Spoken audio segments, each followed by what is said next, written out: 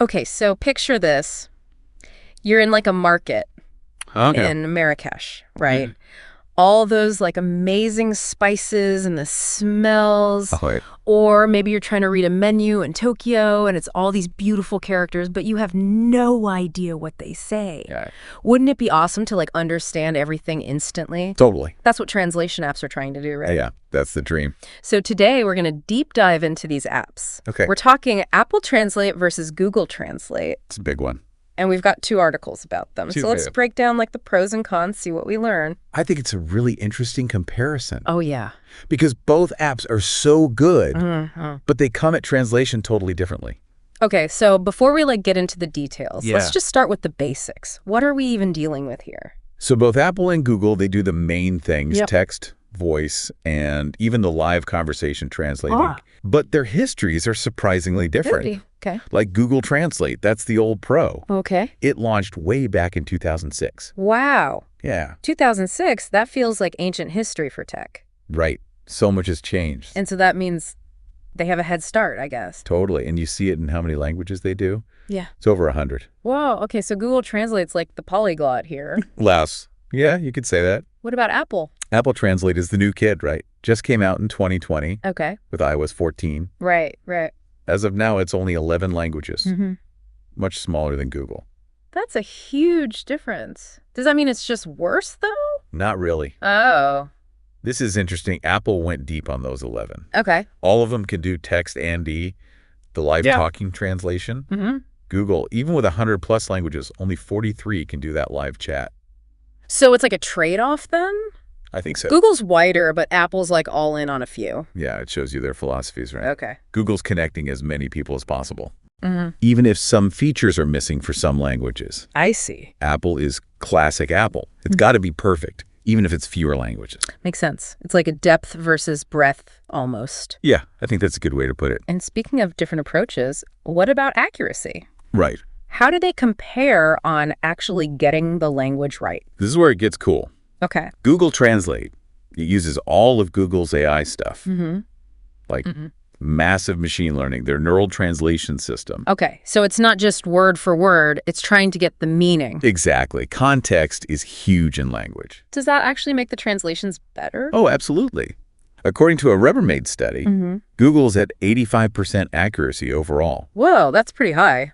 Yeah, Apple Translate scores a bit lower, like 78%. Okay, that's still pretty good though, right? It is. But here's the catch. Yeah. For the big languages, Yeah. you know, English, Spanish, French, The common ones. right, they're basically tied. So for most people who just need those big languages, Apple's a real competitor. Exactly. And then there's another thing, vital for travelers. Okay. Both apps work offline if you get the language packs beforehand. Oh, that's crucial when you're off the grid, no signal. Yep, super handy. All right, so we've done language support, accuracy, Yeah. but what about the actual user experience? Like, what's it like to use them? Well, if you're deep in Apple world already, Okay. Apple Translate is slick.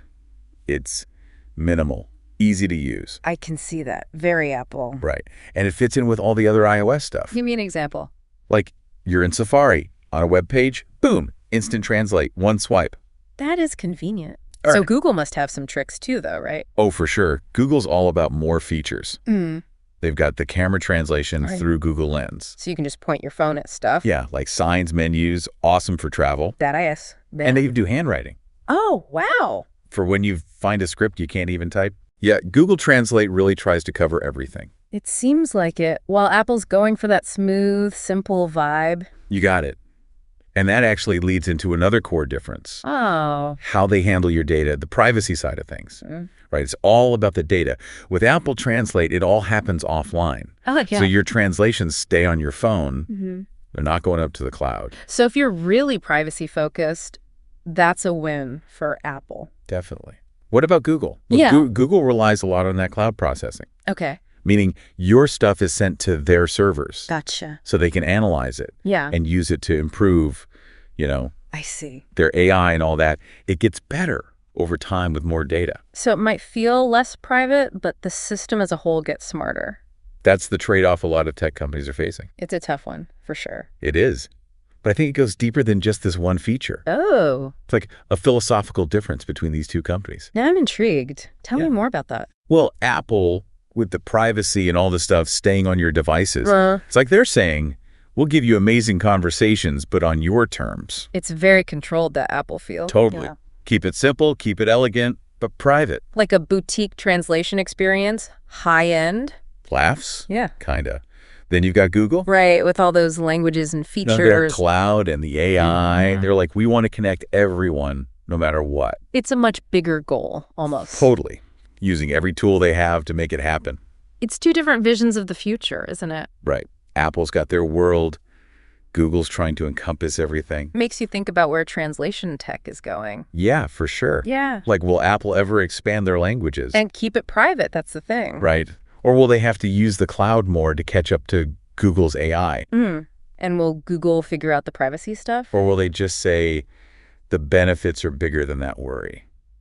Lots to think about. It's complex. Yeah. It's not just about the tech, you know? What do you mean?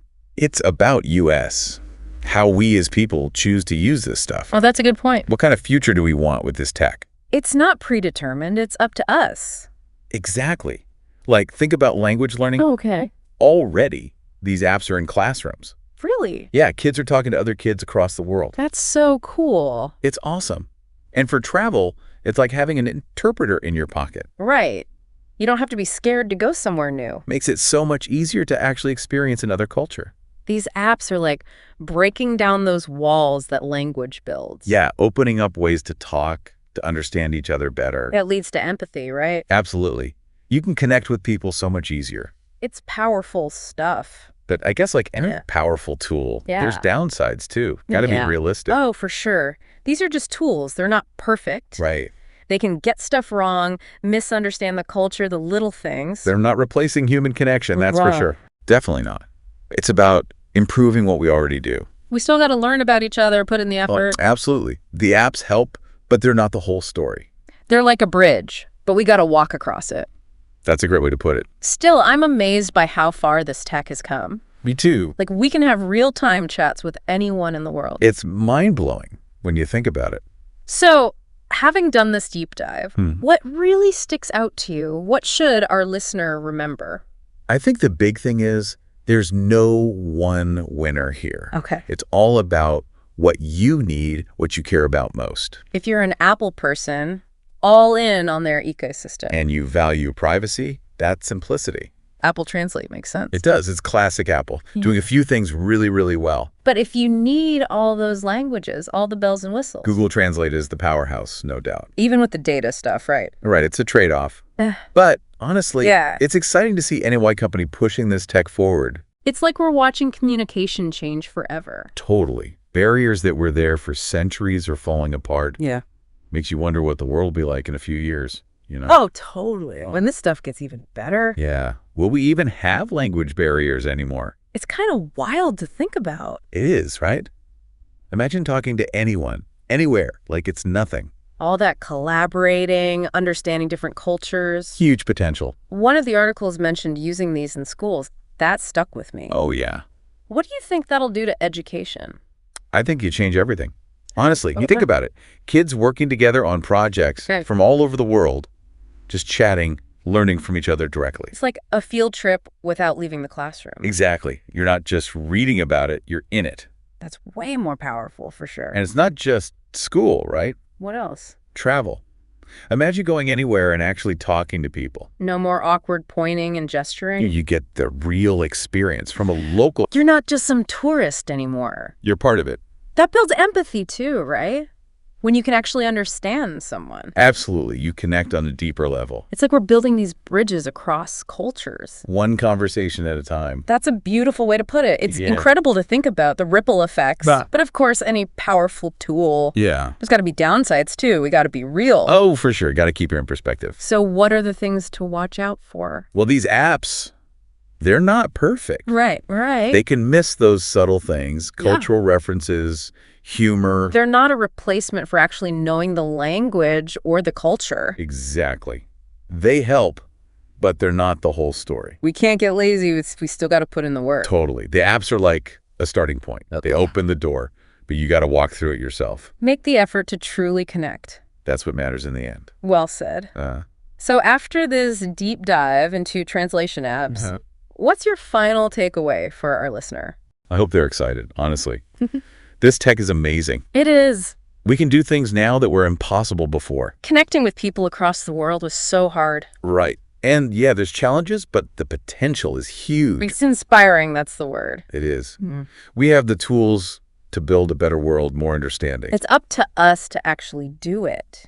Couldn't have said it better myself. Well, this has been fascinating. Thanks for joining me. My pleasure. And to our listener, keep exploring these apps. See what they can do for you. Yeah, you never know what you'll learn, who you'll connect with. Until next time, happy translating.